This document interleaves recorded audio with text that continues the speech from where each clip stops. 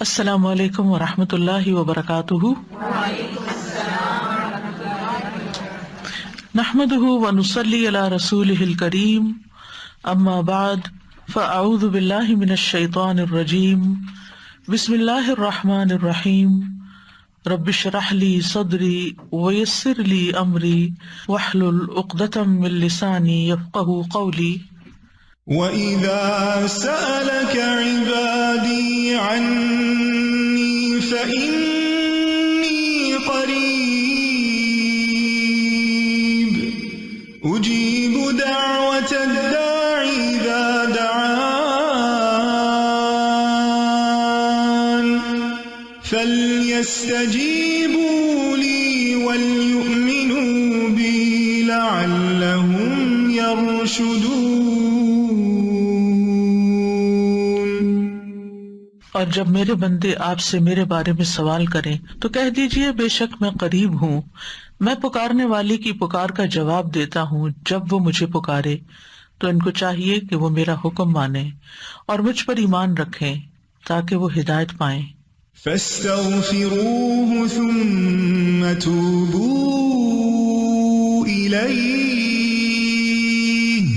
إِنَّ رَبِّي قَرِيبٌ مُجِيبٌ۔ سو اس سے بخشش مانگو، پھر اس کی طرف پلٹ آؤ، یقیناً میرا رب قریب ہے، قبول کرنے والا ہے۔ اللہم لک الحمد لا الہ الا انت وحدک لا شریک لک المنان بدیع السماوات والارض ذا الجلال والاکرام۔ اے اللہ، ساری تعریف تیرے لیے ہے، تیرے سوا کوئی الہ نہیں، تو اکیلا ہے، تیرا کوئی شریک نہیں، تو بہت نوازنے والا ہے، تو آسمانوں اور زمین کا پیدا کرنے والا ہے، اے جلال اور اکرام والے رب۔ اللہم صلی علی محمد وعلی آل محمد کما صلیت علی ابراہیم وعلی آل ابراہیم انک حمید مجید۔ اللہم بارک علی محمد وعلی آل محمد کما بارکت علی ابراہیم وعلی آل ابراہیم انک حمید مجید۔ آج ہم انشاءاللہ رزق میں کشادگی کی دعائیں پڑھیں گے۔ اللہ تعالیٰ نے انسان کو پیدا کیا اور پیدا کرنے کے بعد یوں ہی چھوڑ نہیں دیا، بلکہ انسانوں کی ضروریات بھی پوری کی، انہیں رزق عطا کیا، انہیں زندگی بسر کرنے کے اسباب بھی فراہم کیے۔ سورۃ الروم میں اللہ تعالیٰ فرماتے ہیں، اللہ الذی خلقکم ثم رزقکم ثم یمیتکم ثم یحییکم هل من شرکائکم من یفعل من ذلکم من شیء سبحانہ وتعالی عما یشرکون۔ اللہ وہ ہے جس نے تمہیں پیدا کیا ہے، پھر تمہیں رزق دیا ہے، پھر وہی تمہیں موت دے گا، پھر وہی تمہیں زندہ کرے گا۔ کیا تمہارے شریکوں میں سے کوئی ہے جو ان کاموں میں سے کچھ بھی کرے، یعنی زندگی دے اور رزق دے یا موت دے؟ وہ پاک ہے اور بہت بلند ہے اس سے جو وہ شریک ٹھہراتے ہیں۔ تو اللہ سبحانہ تعالی رازق ہے، اور اس کی صفت الرزاق بھی ہے، یعنی بہت زیادہ رزق دینے والا۔ اس نے آسمان و زمین کی تخلیق کے وقت ہی زمین کے اندر معیشت اور رزق کے وہ سارے سامان رکھ دیے تھے جس کی زمین والوں کو ضرورت تھی۔ یعنی جب اللہ تعالیٰ نے زمین کو پیدا کیا تو صرف اس پلانٹ کو نہیں پیدا کیا، بلکہ اس کے اندر اسباب رزق بھی پیدا کر دیے، اور جتنی بھی مخلوقات پیدا کی جو ان گنت ہیں، ہم گن نہیں سکتے۔ یعنی انسان تو انسان، انسانوں کے علاوہ جنات، پھر حیوانات، چرند پرند درندے، چیونٹیاں، کیڑے مکوڑے، سمندر کی مخلوقات جو ان گنت ہیں، جن کی صرف اقسام ہی ان گنت ہیں۔ تو صرف ان کو پیدا نہیں کیا، بلکہ ان سب کے رزق کی جو ضروریات تھی وہ بھی زمین کے اندر رکھ دی۔ اور پھر آپ دیکھیے کب سے یہ زمین بنی ہے، اور کب سے اس پر حیوانات موجود ہیں، اور وہ ہر روز کھا رہے ہیں، پی رہے ہیں، اپنی ضروریات پوری کر رہے ہیں۔ سبحان اللہ، یعنی انسان سوچے، اور اگر انسان اس کو شمار کرنا چاہے، گننا چاہے، تو آپ گن نہیں سکتے، آپ امیجن بھی نہیں کر سکتے کہ ہر روز کتنی مخلوق کیا کچھ نہیں کھا جاتی۔ اور پھر اگلے روز پھر، اور پھر دن میں صرف ایک بار نہیں، انسان تو حیوانوں سے بھی زیادہ کئی کئی بار کھاتے ہیں، اور اللہ تعالیٰ دے رہا ہے اور دے رہا ہے اور دے رہا ہے، ہزاروں سال سے یہ سلسلہ چل رہا ہے، اور وہ سارے اسباب معیشت زمین کے اندر ہیں. یعنی ایسا نہیں کہ وہ کچھ کھا لیے تو پھر ختم ہو گئے، جیسے آپ اپنی فریج میں سے کچھ نکال لیں تو پھر دوبارہ تو وہ نہیں ملے گا جو آپ نے نکال لیا، لیکن اللہ کی زمین کے اندر جو کچھ ہے وہ آپ نکالتے جا رہے ہیں، اور پھر اللہ تعالیٰ دوبارہ ان میں سے پیدا کرتا چلا جا رہا ہے. نہیں ایک ٹری جو آج ہمیں نظر آتا ہے، معلوم نہیں اس کے پیچھے کتنی ہی چین ہے ٹریز کی کہ جن کا یہ بچہ ہے جو آج ہمیں نظر آ رہا ہے. تو یہ اللہ سبحانہ تعالیٰ ہی کی قدرت ہے اور اس کی طاقت ہے اور اس کی پلاننگ ہے. اسی لیے ہم جب رب کا لفظ استعمال کرتے ہیں تو ہم کیا کہتے ہیں؟ خالق، پیدا اس نے کیا، مالک بھی وہی، مدبر بھی وہی، رازق بھی وہی. یعنی رب کے اندر رازق کا لفظ بھی آتا ہے، یعنی اللہ تعالیٰ کی صفت رزق بھی آتی ہے. اس نے صرف پیدا نہیں کیا، صرف وہ مالک ہی نہیں ان چیزوں کا، بلکہ ان کی پلاننگ بھی کرتا، مدبر ہے. اور پھر اس کے ساتھ ساتھ اس نے ان سب کے رزق کا بھی اہتمام کیا، اور رزق تو ایک چیز ہے، اور بھی تمام ضروریات کا اہتمام کیا ہے. سورۃ ہود میں آتا ہے وَمَا مِن دَابَّةٍ فِي الْأَرْضِ إِلَّا عَلَى اللَّهِ رِزْقُهَا، زمین میں چلنے والا کوئی جاندار ایسا نہیں مگر اس کا رزق اللہ ہی کے ذمے ہے. وہ پرندوں کو ان کے گھونسلوں میں، درندوں کو ان کی گھات میں، مچھلیوں کو سمندر کی تہہ میں، چیونٹیوں کو ان کے بلوں میں رزق فراہم کر رہا ہے. اور رزق کا مالک بھی صرف وہی ہے، سب کچھ اس کے ہاتھ میں ہے، سب کچھ اس کے اختیار میں ہے. وہ جس کے لیے چاہتا ہے رزق کشادہ کر دیتا ہے، اور جس کو چاہتا ہے نپا تلا دیتا ہے، جس کے لیے چاہتا ہے تنگ کر دیتا ہے. ان اللہ یرزق من یشاء بغیر حساب.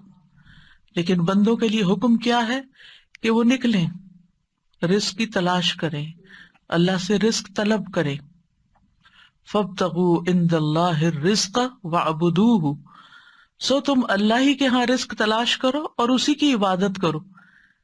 حیوانات رزق کی تلاش میں نکلتے ہیں، پرندے اپنے گھونسلوں سے نکلتے ہیں، چیونٹیاں بلوں سے نکلتی ہیں، اور اسی طرح باقی مخلوقات بھی اپنے رزق کی تلاش میں سارا دن مارے مارے پھرتی ہے. صبح خالی پیٹ نکلتے ہیں اپنے گھونسلوں سے پرندے، اور رات کو پیٹ بھرے واپس لوٹتے ہیں. لیکن پیٹ بھرنے کے لیے ان کو محنت کرنی پڑتی ہے اور کوشش اور بھاگ دوڑ کرنی پڑتی ہے، جو وہ سارے کر رہے ہوتے ہیں. تو انسان کے لیے بھی لازم کیا ہے کہ اللہ کو الرازق سمجھتے ہوئے اس کے ساتھ ساتھ کوشش کرے، محنت کرے، بھاگ دوڑ کرے، اور پھر اس کے بعد اس کی عبادت کے لیے بھی وقت نکالے. پرندوں کی تو تسبیح کافی ہے، لیکن انسان کو عبادت کے مختلف طریقے سکھائے گئے ہیں. اس سلسلے میں آج کی دعا سورۃ المائدہ میں اللہ تعالیٰ فرماتے ہیں قال عيسى ابن مريم اللهم ربنا أنزل علينا مائدة من السماء تكون لنا عيدا لأولنا وآخرنا وآية منك وارزقنا وأنت خير الرازقين.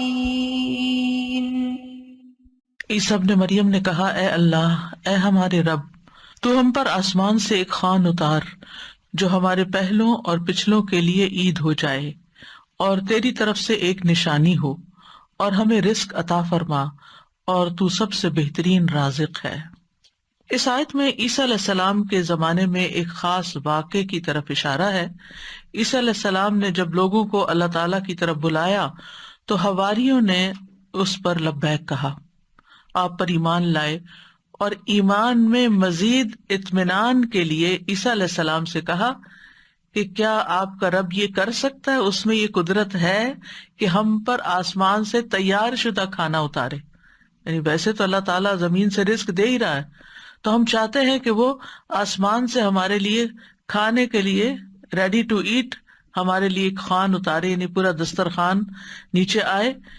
تو عیسیٰ علیہ السلام نے انہیں اس مطالبے سے روکا اور اللہ سے ڈرایا، کیونکہ یہ ایک طرح کا معجزہ تھا، اور معجزہ طلب کرنے کے بعد اگر کوئی شخص اللہ تعالیٰ کی بات نہیں مانتا تو پھر اس کی سزا بہت سخت ہے. لیکن حواریوں نے اپنے مطالبے کی 3 وجوہات بتائیں کہ ہم کیوں چاہتے ہیں کہ ہمارے ساتھ ایسا ہو۔ ایک یہ کہ ہم فکر معاش سے آزاد ہو کر یکسو ہو کر اللہ کی عبادت کریں، دوسرے یہ کہ ہمیں یقین حاصل ہو جائے کہ آپ جو کچھ ہمیں کہہ رہے ہیں کہ یہ اللہ کی طرف سے ہے وہ بالکل سچ ہے، حقیقت ہے، اور اللہ واقعی ہر چیز پر قدرت رکھتا ہے۔ اور تیسرے یہ کہ جب وہ دسترخوان نازل ہو تو پھر ہم سب خوش ہو جائیں۔ ظاہر ہے کہ اللہ کی طرف سے جو کھانا آئے گا تو اس کا تو پھر کیا ہی لطف ہوگا اور کیا ہی اس کا حساب ہوگا، تو ہم اس دن کو پھر خوشی کا دن بنا لیں، ہماری عید کا دن بن جائے، اور پھر ہم آئندہ بھی اس دن کو یاد رکھتے ہوئے ہر سال عید منایا کریں۔ جب ان کا یہ مطالبہ سنا تو عیسیٰ علیہ السلام نے نہایت عاجزی کے ساتھ اللہ رب العزت سے دعا کی، لوگوں کا یہ مطالبہ اللہ تعالیٰ کے سامنے پیش کر دیا، اور اللہ تعالیٰ سے دعا کی کہ لوگوں کو غیب سے رزق عطا فرمائے جو ان کے اگلوں اور پچھلوں کے لیے ایک یادگار خوشی کا دن بن جائے، اور یہ ایسا معجزہ ہو کہ لوگ اپنی آنکھوں سے دیکھ لیں کہ کس طرح آسمان سے اترا، یعنی وہ زمین کے رزق سے پھر مختلف چیز ہو، کیونکہ زمین کا رزق تو سب اپنی آنکھوں سے دیکھتے ہیں، جو کچھ زمین پیدا کرتی ہے اور جو سمندر سے اور مختلف سورسز سے ہمیں رزق حاصل ہوتا ہے، لیکن یہ جو آسمان کا رزق ہے obviously یہ زمین کے رزق سے مختلف ہوگا، تو اس سے ہمارا ایمان بڑھ جائے گا۔ تو عیسیٰ علیہ السلام نے عرض کی، قال عیسی ابن مریم اللہم ربنا۔ آپ دیکھیے دعاؤں میں یا اللہم آتا ہے یا ربنا آتا ہے، یہاں عیسیٰ علیہ السلام نے دونوں صیغے استعمال کیے ہیں، اللہم ربنا، یعنی حواریوں کا مطالبہ قبول کر کے اللہ سبحانہ وتعالیٰ سے نہایت عاجزی کے ساتھ دعا کی کہ اے اللہ، اللہم اے اللہ، ربنا جو ہمارا پالنے والا ہے، جو ہمارا رب ہے۔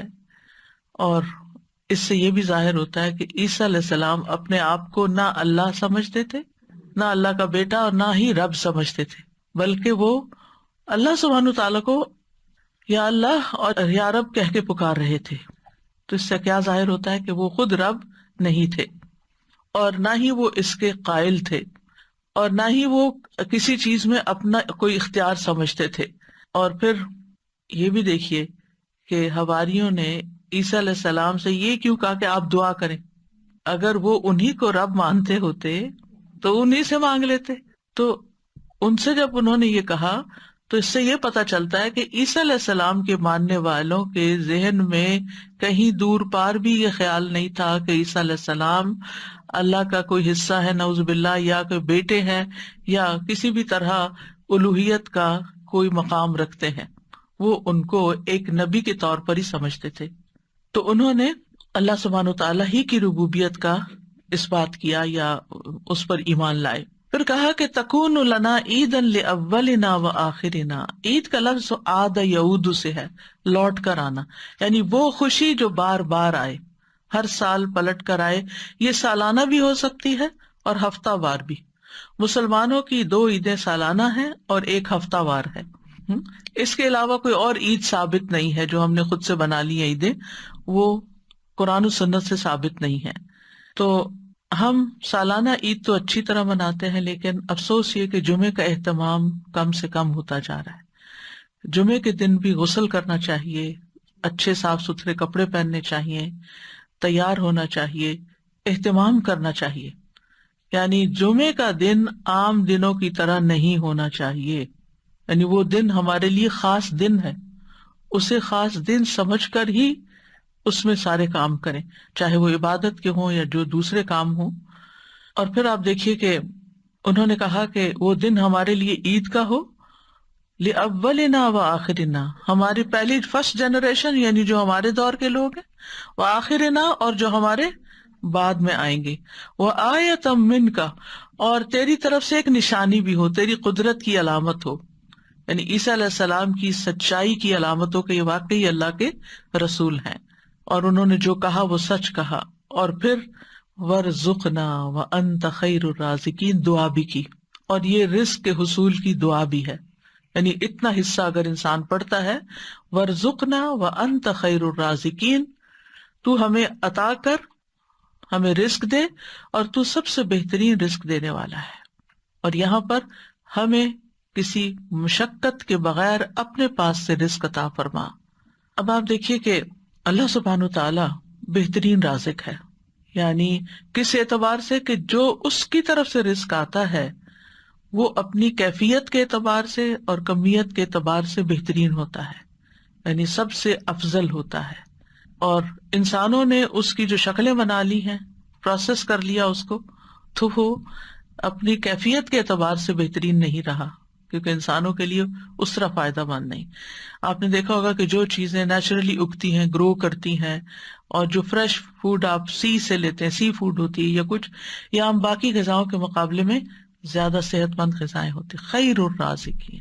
اور اس لیے بھی خیر الرازقین کہا گیا اللہ تعالیٰ کو کہ لوگ اگر اللہ تعالیٰ کی نافرمانی بھی کریں تو بھی وہ ان کو اپنا رزق دیتا ہے، وہ کفر بھی کریں، اس کا انکار بھی کریں، اس سے ناراض بھی ہوں، پھر بھی رزق دیتا ہے. لیکن بندوں میں سے جو کسی کو رزق دیتے ہیں وہ ایسا نہیں کرتے، حتیٰ کہ ماں باپ بھی اگر دیکھتے کہ بچے بات نہیں مانتے تو ان سے کنارہ کش ہو جاتے ہیں. آپ جہاں جاب کرتے ہیں، جاب نہیں کریں تو آپ کو کوئی سیلری نہیں دے گا. انسانوں کا معاملہ یہ ہوتا ہے. لیکن اللہ سبحانہ وتعالیٰ آپ عبادت کریں یا نہ، آپ نماز پڑھیں یا نہ، آپ روزہ رکھیں یا نہ، وہ آپ کو کھانے کو دیتا رہے گا. تو اس دعا سے یہ پتہ چلتا ہے کہ انسان جب دعا کرے تو بہت عاجزی کے ساتھ دعا کرے اور اللہ تعالیٰ کو اس کے بہترین ناموں کے ساتھ پکارے. اللہم ربنا، یہ دونوں نام اکٹھے بھی کر سکتے ہیں، اور اس کے علاوہ بھی یا رزاق، یا فتاح. اور پھر یہ کہ انتہائی عاجزی اور انکساری رویے میں بھی ہونی چاہیے کہ اللہ ہم محتاج ہیں، تو دینے والا ہے. اور پھر اللہ تعالیٰ سے بہترین رزق مانگنا چاہیے، یعنی تو بہترین رزق دینے والا. اللہ تعالیٰ کی صفت کو بیان کیا جا رہا ہے، یعنی ہمیں بھی ایک طرح سے انڈائریکٹلی کیا کہا جا رہا ہے کہ ہمیں بھی بہترین رزق عطا فرما. رزق کیا چیز ہے، یعنی رزق کا اطلاق کس کس چیز پر ہوتا ہے؟ ابن منظور لسان العرب میں کہتے ہیں رزق سے مراد ہر وہ چیز ہے جس کے ساتھ ہر زندہ مخلوق کی زندگی قائم ہوتی ہے، یعنی جس پر زندگی کا انحصار ہوتا ہے، خواہ وہ چیز مانوی ہو یا مادی ہو. مانوی سے مراد یعنی جس کو ہم چھو نہیں سکتے، جس کو ہم جانتے ہیں، سمجھتے ہیں، محسوس کرتے ہیں، یعنی انٹینجیبل جس کو آپ کہہ سکتے ہیں. تو رزق دونوں طرح ہوتا ہے، ٹینجیبل بھی اور انٹینجیبل بھی. اسی طرح بعض نے یہ کہا کہ ہر نعمت ہی ایک طرح سے رزق ہے، یعنی جتنی بھی نعمتیں ہمیں ملی ہیں وہ ساری رزق ہیں. یعنی صرف مال ہی رزق نہیں ہے، بلکہ رزق کا ایک وسیع دروازہ ہے. ہر وہ چیز جو اللہ تعالیٰ بندوں پر نعمتوں کی صورت میں انعام فرماتا ہے، جیسے مال، اولاد، ہسبینڈ، اہل و عیال، ماں باپ، پھر اسی طرح صحت، محبت، قبولیت، یہ ساری چیزیں رزق کہلاتی ہیں. اور یہ اللہ تعالیٰ کی طرف سے تقدیر میں مقرر کر دی گئی ہیں، یعنی اللہ تعالیٰ نے ہر بندے کا رزق مقرر کر رکھا ہے کہ اس کو کتنا دینا ہے. تو انسان کے لیے پھر کیا لازم ہے کہ اللہ جب دے تو پھر انسان شکر ادا کرے. جیسے اوپر میں نے ذکر کیا کہ حصی اور مانوی دونوں اعتبار سے جو نعمتیں ہمیں ملی ہیں وہ رزق ہیں، تو محبت بھی ایک رزق ہے. حضرت عائشہ کہتی ہیں میں نے نبی صلی اللہ علیہ وسلم کی ازواج میں سے کسی پر رشک نہیں کیا سوائے خدیجہ رضی اللہ عنہا کے، اور میں نے حضرت خدیجہ کو نہیں دیکھا، یعنی ان کو زمانہ نہیں پایا. وہ فرماتی ہے کہ رسول اللہ صلی اللہ علیہ وسلم جب بکری ذبح کرتے تو آپ فرماتے کہ اس کا گوشت خدیجہ کی سہیلیوں کو بھیج دو. وہ کہتی ہے کہ ایک دن میں غصے میں آ گئی میں نے کہا آپ ہر وقت خدیجہ خدیجہ کرتے ہیں اور اس کی سہیلیوں تک کا خیال رکھتے ہیں. تو رسول اللہ صلی اللہ علیہ وسلم نے فرمایا انی قد رزقت حبھا، مجھے خدیجہ کی محبت عطا کی گئی ہے، یعنی اللہ نے میرے دل میں اس کی محبت ڈالی. انسان کسی کو مرنے کے بعد صرف محبت کی وجہ سے یاد رکھ سکتا ہے کہ جس کے ساتھ آپ کا کوئی قلبی تعلق ہو، اور یہ بھی اللہ دلوں میں ڈالتا ہے.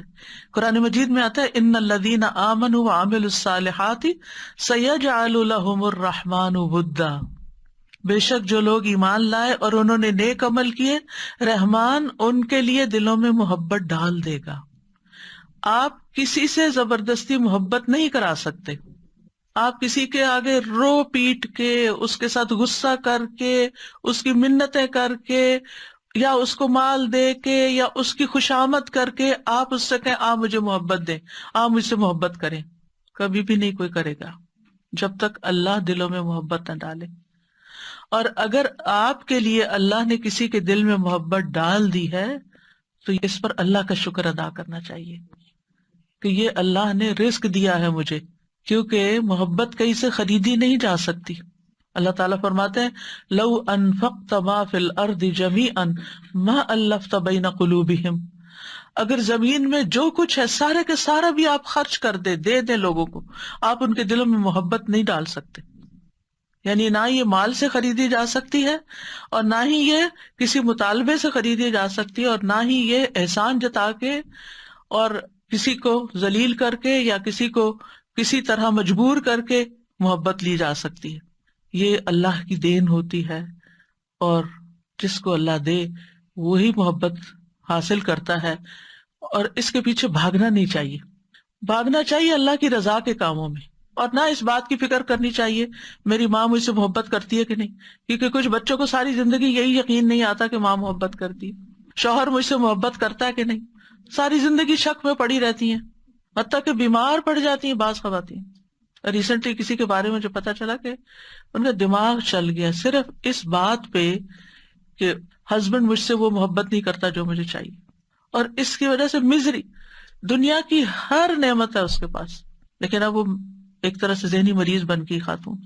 وہ تو خیر ایک سیویئر کیس ہو گیا نا، لیکن اس سے نچلے درجے پر کسی نہ کسی ڈگری، کسی نہ کسی لیول پر ہر شخص کو یہ شکوہ رہتا ہے، اور اس سے باہر نکلنا چاہیے، کیونکہ انسان اس سے اپنی صلاحیت کھو دیتا ہے۔ انسان کی پروڈکٹیوٹی ماری جاتی ہے جب انسان لوگوں کی محبت کا یا تو دیوانہ ہوتا ہے، اور یا وہ اس کا فقیر بن جاتا ہے، یا اس کو یہ پریشانی لگ جاتی ہے کہ کوئی مجھ سے محبت کیوں نہیں کرتا، کیونکہ اس پریشانی سے انسان کو حاصل کچھ نہیں ہوتا۔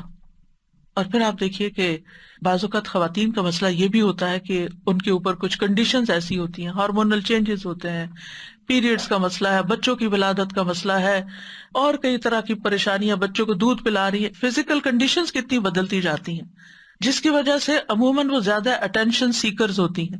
تو یہ جو اٹینشن سیکنگ ہے یہ بھی ایک بیماری ہے، یعنی اس میں بھی آپ نے اپنا ریموٹ کنٹرول دوسرے کے ہاتھ میں دیا ہوا ہے۔ وہ آپ کو اٹینشن دے تو آپ خوش، آپ کے اپنے پاس کوئی چیز نہیں کہ جس سے آپ خوش ہو سکیں۔ بھائی آپ کے اپنے پاس کوئی چیز ہونی چاہیے، آپ انڈیپینڈنٹ ہو، کیوں کسی کی غلامی میں پڑے ہوئے ہیں؟ انڈیپینڈنٹ ہو، آپ اپنے چائے کے کپ کو انجوائے کریں، آپ اپنے بک ریڈنگ کو انجوائے کریں، آپ اپنے گھر کے کام کو انجوائے کریں، آپ مختلف چیزوں کے اندر مختلف ایکٹیویٹیز میں اپنے آپ کو انوالو کر کے وہاں سے آپ خوشی حاصل کریں۔ اپنی خوشیاں اپنے بچوں کے اندر مت ڈال دیں کہ بچے سامنے ہوں گے تو میں خوش ہوں گی اور بچے نہیں تو میں خوشی نہیں۔ آپ اپنی خوشیاں مال و دولت میں نہیں ڈالیں کہ میرے پاس ڈھیر مال آئے گا ہر مہینے تو پھر ہی میں خوش ہوں گی، اور اگر کسی مہینے کے اوپر نیچے ہو گیا تو میری ساری خوشی چلی گئی۔ چیزوں کے اندر، انسانوں کے اندر خوشیاں نہیں ڈھونڈیں، اور سب سے بڑی خوشی تو خود اللہ کے ذکر میں ہے، اللہ کی یاد میں ہے، اللہ کی عبادت میں ہے، اللہ سبحانہ تعالیٰ کے دین میں ہے، اس دین کے علم حاصل کرنے میں ہے، اس علم کو سکھانے میں ہے، اس کے راستے میں نکلنے کو ہے۔ کیا آپ نے کسی حدیث میں صحابہ کرام میں سے کسی کے بارے میں یہ پڑھا تھا کہ وہ ذہنی مریض ہو گئے تھے؟ کوئی مینٹل النس تھی وہاں؟ کوئی ایموشنل امبیلنسز تھے وہاں؟ کوئی ان باتوں پر لڑائیاں تھیں آپس میں وہاں؟ ہرگز نہیں، کیونکہ وہ ایموشنلی اسٹرانگ تھے۔ میں جانتی ہوں، میں خود ایک عورت ہوں، عورت ایموشنلی ویک ہوتی ہے مرد کے مقابلے میں، لیکن اس کو اپنی ویکنس نہ بننے دیں، کانفیڈنٹ ہو، اسٹرانگ ہو، اپنے لیے زندگی میں خود چیزیں تلاش کریں کہ جس کام کے لیے اللہ نے آپ کو بنایا، آپ کی زندگی میں وہ کیا مقصد ہونا چاہیے، وہ کون سا کام ایسا ہے کہ جس کو کر کے آپ کو خوشی ملتی ہے، اس کو پکڑ لیں اگر وہ جائز ہے اور اللہ کی حدود کے اندر ہے اور اللہ تعالیٰ کی ناراضگی کا نہیں۔ یعنی میں آپ کے لیے سجیسٹ نہیں کر سکتی، ہر انسان کو اللہ تعالیٰ نے مختلف بنایا ہے، اور ہر انسان کسی کی ذہنی ضروریات اور طرح کی ہوتی ہے، کسی کی اور طرح سوچ ہوتی ہے، کوئی میتھمیٹکس میں بہت اچھا، کوئی شاعری میں بہت اچھا، کوئی لٹریچر میں بہت اچھا، کوئی کسی چیز میں، کوئی کسی چیز میں۔ آپ دیکھیں آپ کی اسٹرینتھ کیا ہے، اللہ نے آپ کو کیا دے کے بھیجا ہے، تو اس چیز کو تلاش کریں، اپنے اسکلز کو ڈیولپ کریں، اپنے آپ کو اسٹرانگ کریں، اور اپنی زندگی کو بہترین کاموں میں استعمال کریں، کیونکہ اس پر انحصار ہے آخرت کے درجے کا۔ آج ضائع کر دیا نا اپنا وقت، اور اپنی صلاحیتیں اور اپنی زندگی. کیونکہ بعض لوگ تو پھر بیمار پڑ کے کچھ کرنے کے قابل نہیں رہتے، اور بعض لوگ تو پھر نہ کسی عبادت کے لائق اور اپنے آپ کو بھی نہیں سنبھال سکتے. پھر وہ زندگی کیا زندگی ہے؟ یعنی آپ دیکھیں کہ ایک شخص جو ذہنی مریض بن جائے، اللہ تعالیٰ ہر ایک کو بچائے اس سے، اس کی کوئی زندگی ہے؟ وہ کچھ بھی کرنے کے قابل نہیں. وہ کیا زندگی جیتا ہے؟ اسی لیے ہمیں دعا سکھائی گئی کہ اللہ ہمیں ارذل العمر سے بچا، یعنی بڑھاپے میں بھی جا کے ہمارا دماغ نہ خراب ہو. کیونکہ جب لوگوں کی عمر زیادہ ہو جاتی ہے، حافظہ ختم ہو جاتا ہے، کچھ لوگ الزائمر کے مریض ہو جاتے ہیں، کوئی ڈیمنشیا ہو جاتا ہے، ایجنگ کے ساتھ ساتھ ہوتا ہے. لیکن کچھ لوگ آپ دیکھیں ماشاءاللہ، کل کسی نے مجھے کسی عالم کی پکچر بھیجی کہ یہ پچھلے 51 ایئر سے اس مسجد میں، ایک سیم مسجد، ہر سال پورا قرآن سنا رہے ہیں. اور اس پکچر میں بھی وہ تراویح پڑھا رہے تھے کہ اس سال بھی وہ 81 ایئرز کے ہیں اور پورا قرآن سنائیں گے. وہ بھی تو انسان ہے، ان کو اللہ نے اتنا اسٹرانگ حافظہ کیوں دیا؟ اس قرآن کی برکت سے. کہ جب آپ نے سوچ لیا کہ میں نے سال کے آخر میں یہ کام کرنا، تو آپ پورا سال تیاری کریں گے نا. تو میں سوچ رہی تھی کہ کہاں ہم ہر سال قرآن سنانا حافظے سے، اور اتنا ریگولرلی کنسسٹنسی کے ساتھ ایک کام کرتے چلے جانا، یہ ہے نا قابل رشک زندگیاں. یہ تھوڑی ہے کہ آج رو رہے ہیں، کل سو رہے ہیں، پرسوں کچھ کر رہے ہیں، ترسوں کچھ کر رہے ہیں، نہ ادھر کے نہ ادھر کے، نہ دنیا کے نہ آخرت کے. یہ تو اپنے آپ کو ضائع کرنا ہے. تو ہم میں سے ہر شخص یہ دیکھے وَلْتَنظُرْ نَفْسٌ مَا قَدَّمَتْ لِغَدٍ، ہر شخص دیکھے اس نے اپنی کل کے لیے کیا تیاری کی ہے، دنیا کے کل کے لیے بھی اور آخرت کے کل کے لیے بھی. اس کا فیوچر کیا ہے؟ کیونکہ ہر انسان کو وہی ملے گا جو وہ کر رہا ہے. تو رزق کی کئی قسمیں ہیں، اور پھر جب ہم رزق مانگے اور جس چیز کی کمی ہمیں محسوس ہو وہ اللہ سے مانگ رہے، بندوں کے پیچھے نہ جائیں، بندوں کے آگے ہاتھ نہ پھیلائیں. جیسے بندے کے آگے ہاتھ پھیلا کے روٹی مانگنا منع ہے نا، یا انسان کو ذلیل کرتا ہے، ایسے کسی کے آگے ہاتھ پھیلا کے محبت مانگنا یا اور کوئی چیز دنیا کی مانگنا جو ہے وہ انسان کی قدر کو گھٹا دیتا ہے، انسان کی ویلیو کم ہو جاتی ہے. لہذا اللہ سے یہ رزق مانگے. علم بھی رزق ہوتا ہے، رب زدنی علما، یہ رزق بھی اللہ سے مانگے. تو اللہ تعالیٰ اپنے بندوں کا رزق دو طرح کا دیتا ہے. ایک عام رزق ہے جس سے ہر نیک اور فاجر فائدہ اٹھاتا ہے، اس میں انسان، حیوان، جن سب شامل ہے، سب کو کھانے کو دیتا ہے، بنیادی بیسک نیڈ سب کی پوری ہو رہی، اور یہ جسمانی رزق ہے. اور یہ اللہ نے تقسیم کیا اور ہر ایک کو زندہ رکھنے کے لیے اللہ نے ذمہ لیا ہوا ہے، کیونکہ زندگی کا انحصار اس پر ہے، زندگی اس پر ڈپینڈ کرتی ہے کہ یہ رزق آپ کے پاس ہو. رزق کی دوسری قسم خاص ہے، یہ اللہ تعالیٰ اپنے انبیاء اور اپنے رسولوں کے ہاتھ پر اپنے بندوں میں سے جسے چاہتا ہے یہ رزق عطا کرتا ہے، اور یہ ایمان اور توحید کا رزق ہے. وہ اپنے رسولوں کے ذریعے جسے چاہتا ہے دیتا ہے. یہ اللہ تعالیٰ صرف اس کو عطا کرتا ہے جو اس کا حقدار ہے، جو اس کا طلبگار ہے، جو اس پہ شکر گزار ہے. کیونکہ اگر آپ اس کی پرواہ نہیں کرتے کہ آپ ہدایت کے راستے پہ یا گمراہی پہ، تو اللہ کو بھی پرواہ نہیں. تو جو اس کو ڈیزرو کرتا ہے اور جو اس پہ پھر شکر ادا کرتا ہے کہ الحمدللہ الذی ہدانی لہذا، اللہ نے مجھے نعمت اسلام دی، میں شکر گزار ہوں اس پر. تو اللہ تعالیٰ تو بڑے فضل والا ہے، بہت زیادہ احسان کرنے والا ہے. اور جیسے دنیاوی رزق کے لیے اسباب اختیار کرنے پڑتے ہیں، ایسے ہی اس رزق کے لیے، ایمان اور ہدایت کے رزق کے لیے بھی اسباب اختیار کرنے پڑتے ہیں. آپ کو کوشش کرنا پڑتی ہے، آپ کو نکلنا پڑتا ہے کہ آپ کو یہ رزق بھی ملے. یعنی یہ نہیں کہ دنیا کے رزق کے لیے تو ہم کوشش کریں اور جب دین کا رزق لینا ہو تو ہم کہیں اللہ تو بس ہدایت دے دے، ہم گھر میں بیٹھے. ایسے نہیں، اس کے لیے بھی محنت کرنی پڑتی. اور ہماری اسلامی تاریخ، اسلامک ہسٹری ہمارے سامنے ہے کہ کس طرح علماء نے ایک ایک حدیث کے لیے مہینوں کا سفر کیا، ایک حدیث جاننے کے لیے، اور اپنی زندگیاں کھپا دی. پیدل بھی چلے اور سواریوں پر بھی، اور لٹے بھی اور پٹے بھی، اور گرمی اور سردی برداشت کی، اور ہر طرح کی تکلیف اٹھائی اس علم کو حاصل کرنے کے لیے. اس کے مقابلے میں ہم نے تو کچھ بھی ایفرٹ نہیں لگائی، کوئی قربانی نہیں دی. تو ایمان میں اضافے کے لیے بھی آپ کو نکلنا پڑتا ہے، کچھ کام کرنے پڑتے ہیں، اس کے لیے بھی اجتماعیت چاہیے ہوتی ہے، علم میں اضافے کے لیے بھی. اسی طرح اگر آپ چاہتے ہیں کہ آپ کی قدر، عزت اور محبت میں اضافہ، تو اس کے لیے بھی آپ کو قربانیاں دینی پڑتی ہیں، اس کے لیے آپ کو بندوں کی خدمت کرنی پڑتی. عزت لینا چاہتے ہیں عزت دینی پڑتی ہے، محبت لینا چاہتے ہیں محبت دینی پڑتی ہے. یعنی اس دنیا میں اللہ تعالیٰ نے ایک اصول بنایا ہے، گیو اینڈ ٹیک. پہلے گیو، دینے والے بنو جب آپ کو ملے گا، یہ انسانی کوششوں کا حصہ ہے، اور باقی اس کے ساتھ ساتھ دعا اور اللہ سے اچھی امید. اور یاد رکھیے سب سے بہترین رزق تو جنت ہے، سب سے بہترین نعمت جنت ہے، جو سب سے مکمل، سب سے افضل، سب سے معزز، سب سے بلند، سب سے زیادہ قائم رہنے والا ایسا رزق جو کبھی ختم نہیں ہوگا، جس کی راحتیں اور لذتیں اور نعمتیں کبھی بھی ختم نہ ہوں گی. اور یہ رزق مومنوں کے ساتھ خاص ہے، یہ صرف ایمان والوں کے لیے ہے. اللہ تعالیٰ فرماتے ہیں وَمَن يُؤْمِن بِاللَّهِ وَيَعْمَلْ صَالِحًا يُدْخِلْهُ جَنَّاتٍ تَجْرِي مِن تَحْتِهَا الْأَنْهَارُ خَالِدِينَ فِيهَا أَبَدًا قَدْ أَحْسَنَ اللَّهُ لَهُ رِزْقًا. اور جو اللہ پر ایمان لائے اور نیک عمل کرے وہ اسے ایسے باغوں میں داخل کرے گا جن کے نیچے سے نہریں بہتی ہیں، ان میں وہ ہمیشہ رہنے والے ہیں، ہمیشہ ہمیشہ.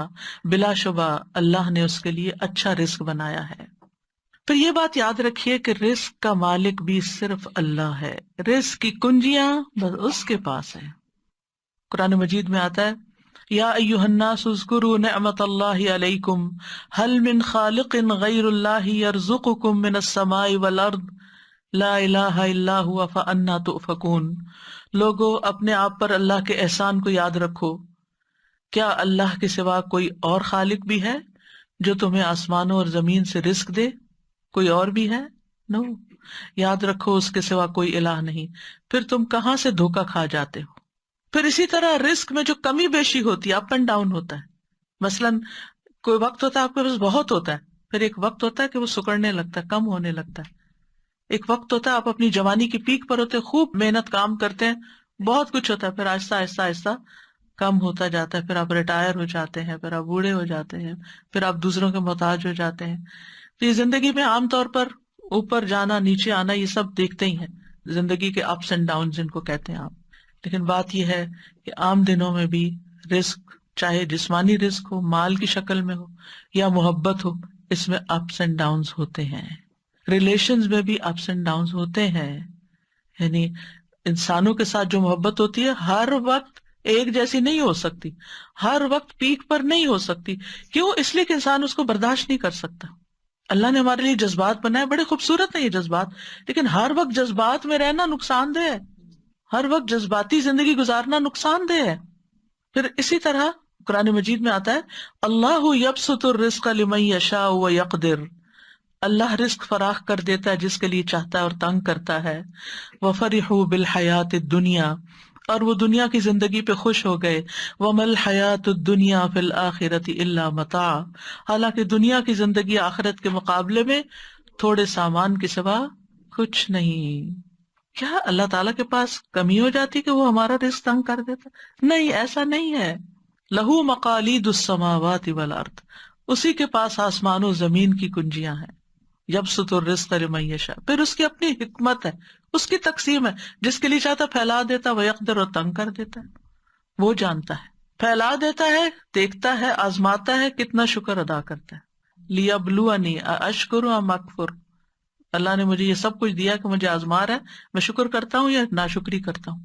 اور پھر تنگ کر دیتا ہے کہ صبر کرتا ہے یا واویلا کرتا ہے یا حرام طریقے اختیار کرنے لگتا ہے، وہ بھی آزمائش ہو جاتی ہے. بہرحال اس کے پاس تو خزانے ہیں. وَلِلَّهِ خَزَائِنُ السَّمَاوَاتِ وَالْأَرْضِ، اللہ کے پاس آسمان و زمین کے خزانے ہیں، اور ان میں سے وہ جس کو چاہے خوب نواز سکتا ہے، اور جتنا چاہے دے، اس کے خزانوں میں کوئی کمی نہیں آتی. رسول اللہ صلی اللہ علیہ وسلم نے فرمایا اللہ کا دایاں ہاتھ بھرا ہوا ہے، اور دن رات کی فیاضی سے اس میں کوئی کمی واقع نہیں ہوتی.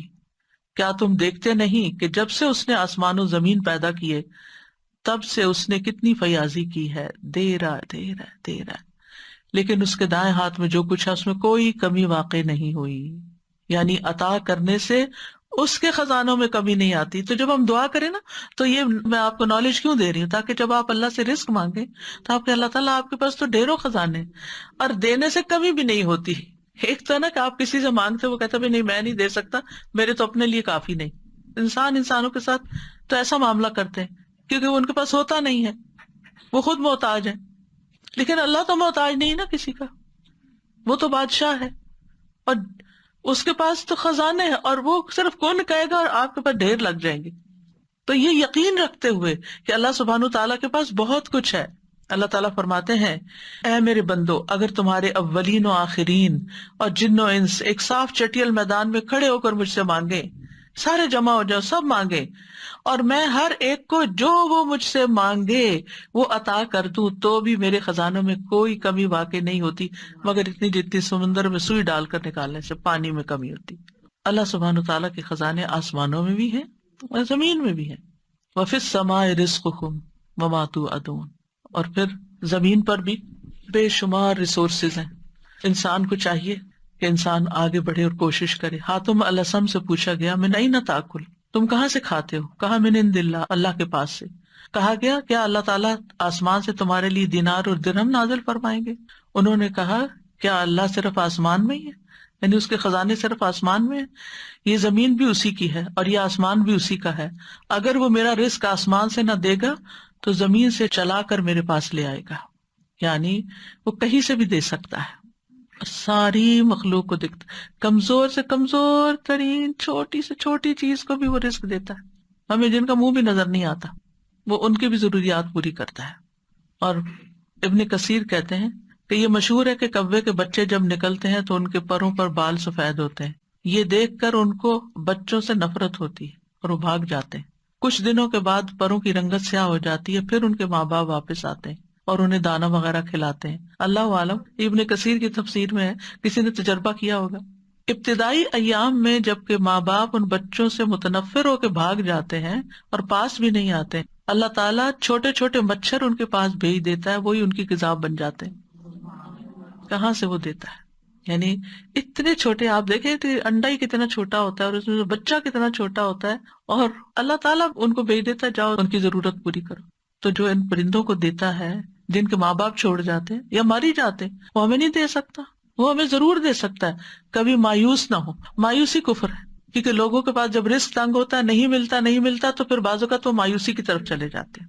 اللہ سے ہمیشہ اچھی امید رکھیں کہ اللہ نے آج تک کھلایا ہے، اللہ نے آج تک دیا ہے، آگے بھی وہی دے گا، اور وہ نافرمانوں کو بھی دیتا ہے. حضرت ابراہیم علیہ السلام نے جب دعا مانگی تھی کہ اللہ اس شہر کو امن والا بنا دے اور اس کے رہنے والوں کو پھلوں سے رزق دے جو ان میں سے اللہ اور یوم آخرت پر ایمان لائے، اور اللہ نے کیا کہا تھا، جس نے کفر کیا اسے بھی میں تھوڑا سا فائدہ دوں گا.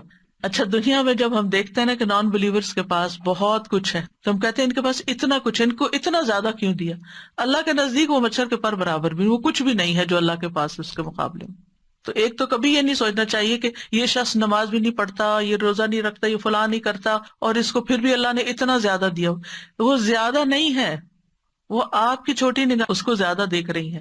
جو اللہ نے آپ کو اس عبادت کے بدلے میں دینا ہے اپنے پاس، وہ تو کہیں زیادہ ہے. اس کے سامنے تو ساری دنیا کا مال بھی مچھر کے پر سے زیادہ نہیں ہے، بہت ہی حقیر ہے.